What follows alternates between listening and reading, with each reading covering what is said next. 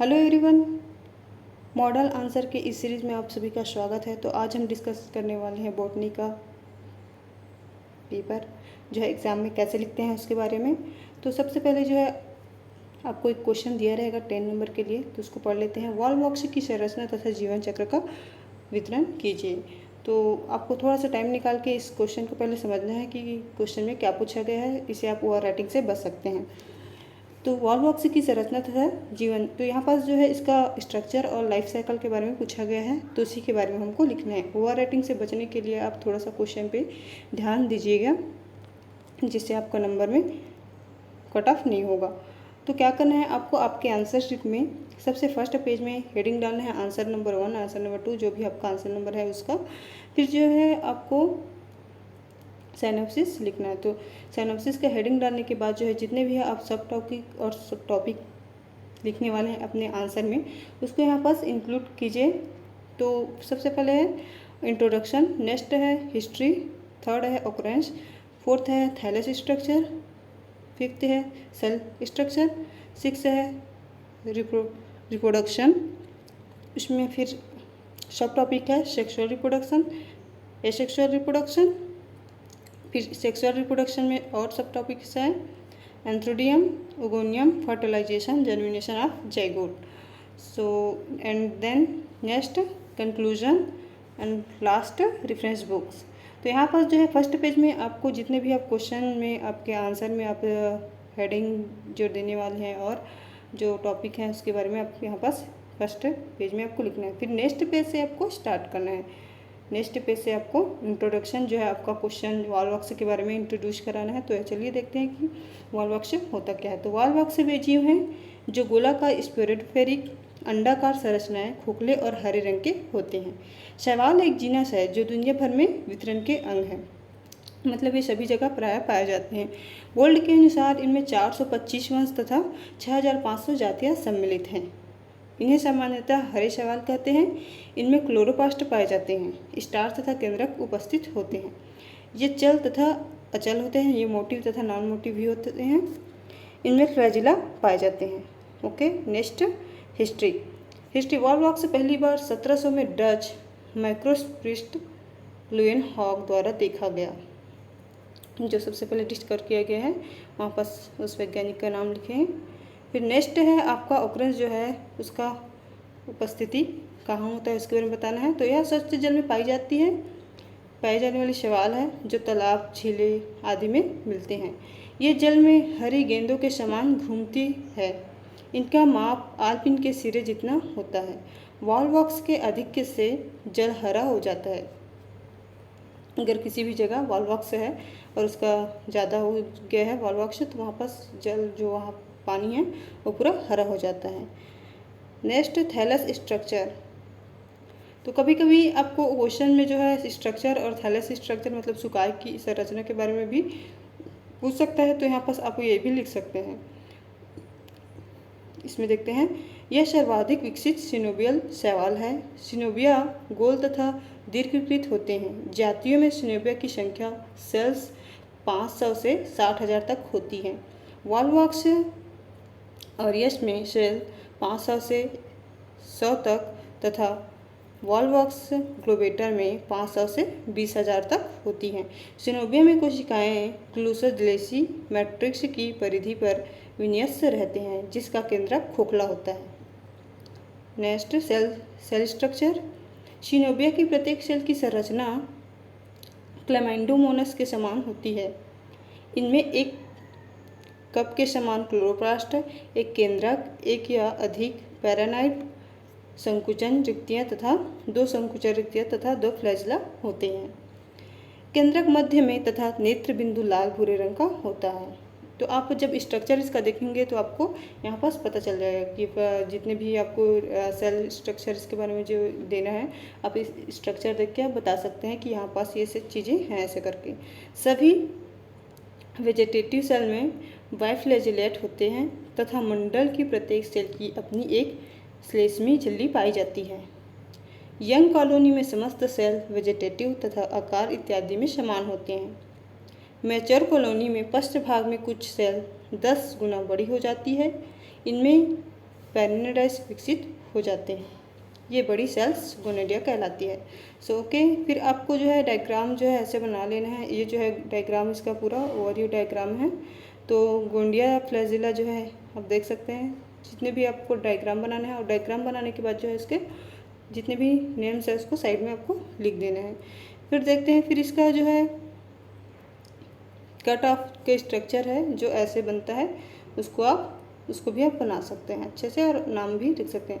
आप पेन से भी बना सकते हैं, आप ब्लैक एंड कलरफुल पेन में भी बना सकते हैं, लेकिन वहाँ पास जो है आपको दो चीज़ें छोड़ के, ग्रीन एंड रेड छोड़ के बाकी सभी कलर्स पेन का यूज़ कर सकते हैं विदाउट जेल। ओके, नेक्स्ट है रिप्रोडक्शन। वॉल्वॉक्स का प्रजनन सेक्सुअल एंड असेक्सुअल होता है। फर्स्ट ऑफ ऑल सेक्सुअल देखते हैं। सेक्सुअल सिनोविया की अधिकांश सेल वेजिटेटिव, लेकिन पश्च भाग की सेल कुछ बड़ी होकर जनन सेल या गोनेडिया निर्माण करती है। सेक्सुअल रिप्रोडक्शन में एक सिनोविया में 250 गोनोडिया उत्पन्न होते हैं। पहले तो 2 से 50, ओके सॉरी 250 नहीं 2 से 50, ओके।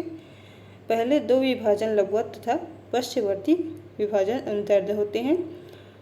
प्रोटोप्लास्ट जब 8 सेल की स्थिति में आता है तो इसे प्लेकिया स्टेज कहते हैं। अब डॉटर सेल में अनुदैर्ध्य विभाजन सतत रूप से जारी रहता है।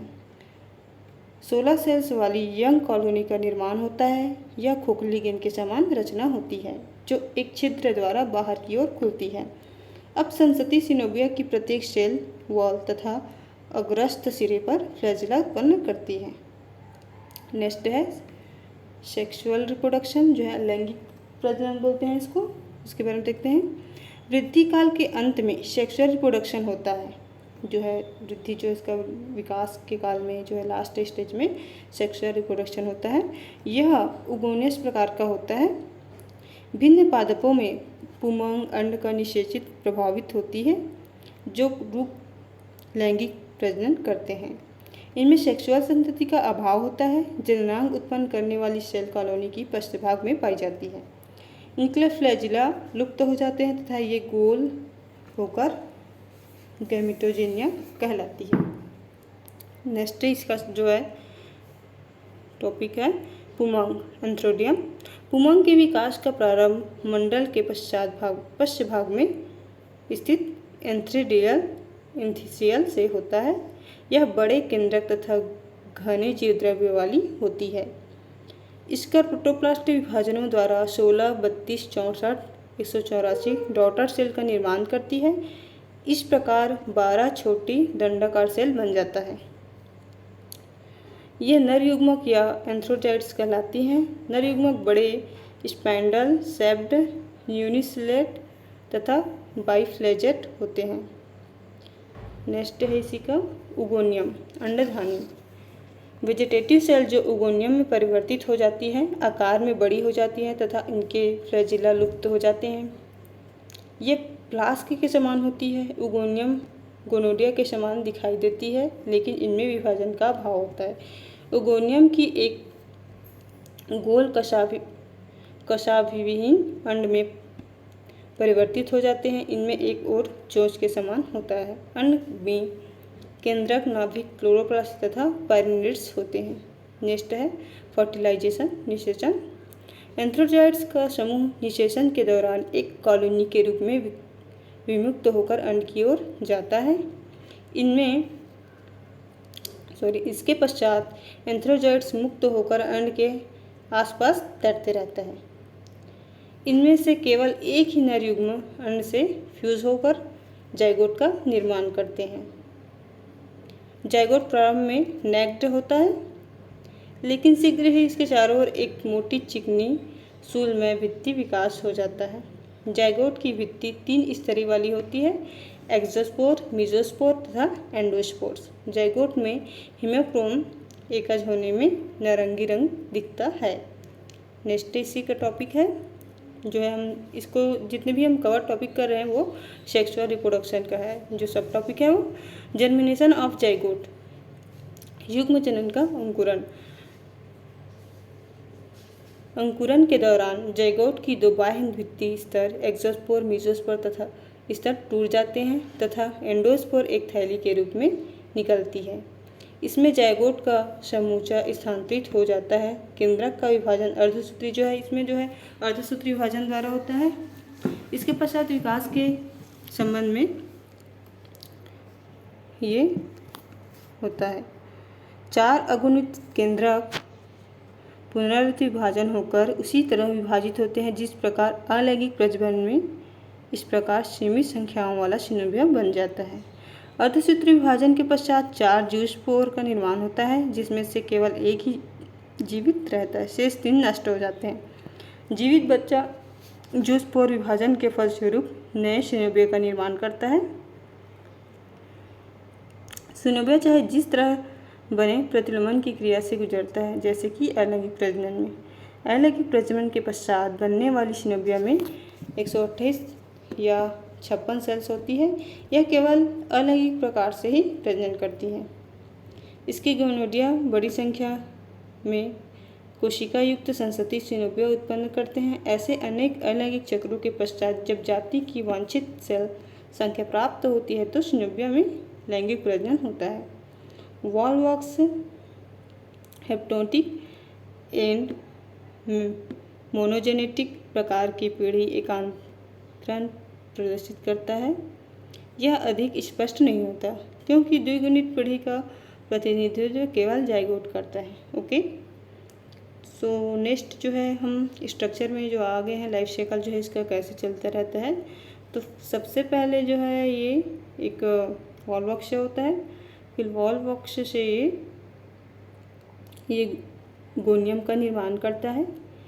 फिर जो है ये इसका प्रोसेस जो है बढ़ते जाता है फिर इन्वर्सन डॉटर सिनोबियम का निर्माण हो जाता है सेक्सुअल रिप्रोडक्शन में। फिर जो है इसका स्टेज जो है बढ़ते जाता है।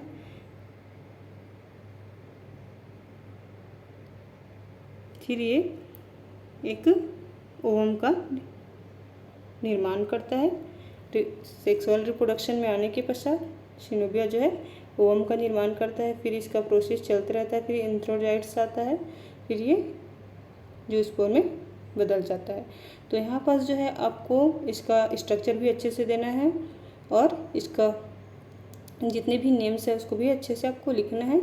यहाँ पास जो है मैं आपको बताने के लिए मॉडल बनाई हूँ।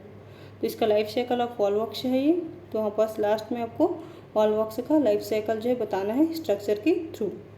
एंड नेक्स्ट है इसमें कंक्लूजन लिखना है इसका आपको। फिर जो आता है नेक्स्ट है रेफरेंस बुक्स। आरपी यूनिफाइड वनस्पति विज्ञान, writer name doctor Niranjan Chhetri and Archana Chhetri. So यहाँ पास जो है आपको रेफरेंस बुक में जो है सोर्स ऑफ बुक का नाम लिखना है और एटलीस्ट आपको 2 बुक्स लिखने हैं और राइटर के नाम भी लिखने हैं। सो ये थी गाइस आपके बॉटनी के आंसर कैसे लिखे। तो आप हमें कमेंट करके बता सकते हैं कि आपको नेक्स्ट क्वेश्चन किस में जो नेक्स्ट आंसर है वो किस में चाहिए। और चैनल को लाइक शेयर सब्सक्राइब जरूर कर लीजिएगा। Thank you.